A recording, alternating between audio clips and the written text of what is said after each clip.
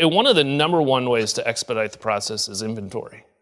And most of the insurance companies have, in fact, we just got rid of our own application because we realized all of our member companies already have it. We had an app called Know Your Stuff, right? And it was just something that electronically allowed you to know what stuff you have. So in case you need to make that claim, it comes very quickly.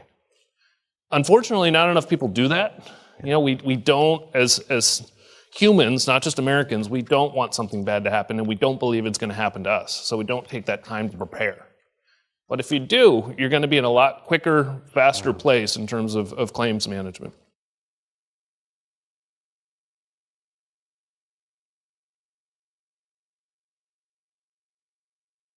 You're looking at it, right? I mean, it's a shameless plug for the III, but this is what the industry at least is doing.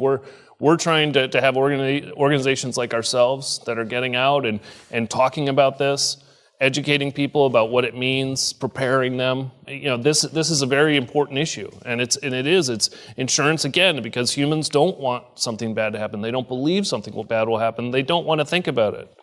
And even some cases, right, we actually have to mandate it so that the behavior can change. We saw there that workers' comp insurance is now mandated in all 50 states. Auto insurance is very similar. That's what we have, and we're looking at this, and I know we want to work with FEMA actually to really dig into this behavioral issue, because I think that's really what drives it, and that's we need to know what drives the behavior so that literacy can be more action-oriented.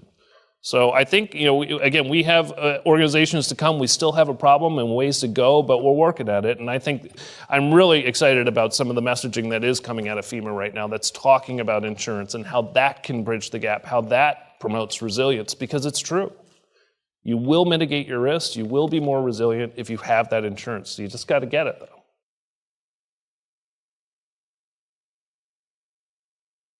Yeah, it's a great question, actually, and all the companies that you mentioned are supporting members of us.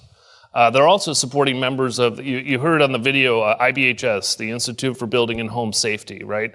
This is an organization designed, they actually have a facility that can recreate hurricane-strength winds.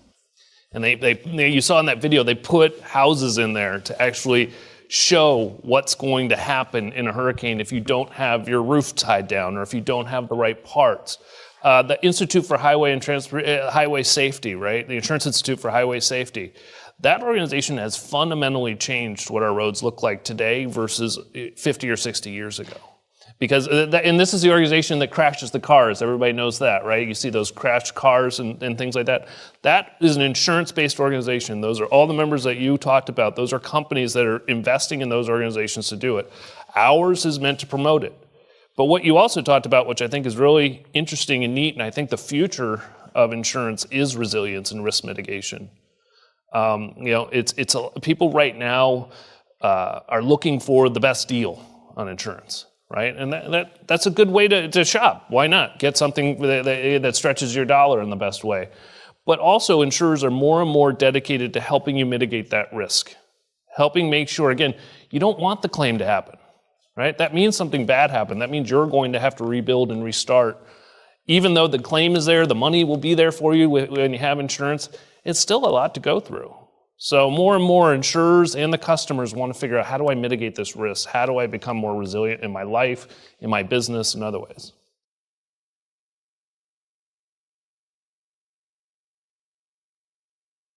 Yeah, well, let me just break down the prices so high, because I do think oftentimes everybody thinks it's the insurers that want the prices to go up. And let's just go to a different issue on automobile insurance, because that's one part of the industry that's had to increase rates, right? And it's not part of a natural disaster, but it is a man-made one. But you break down what's going on the roads. Again, I mentioned we've got more people driving than ever before in history. We've got distraction. How many people have rented a car and tried to navigate their navigation system on the new rental car? I have to sit there for 10 minutes and do it.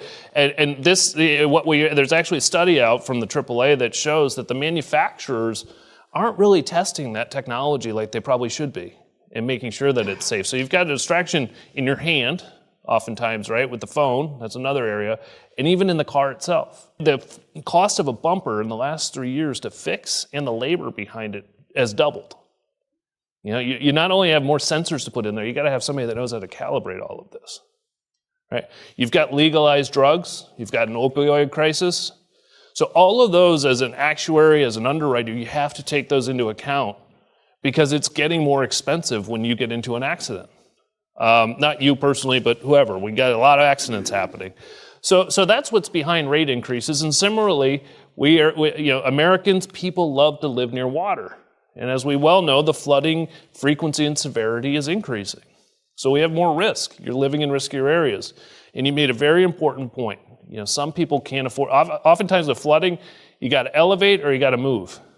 And that is not feasible for some people.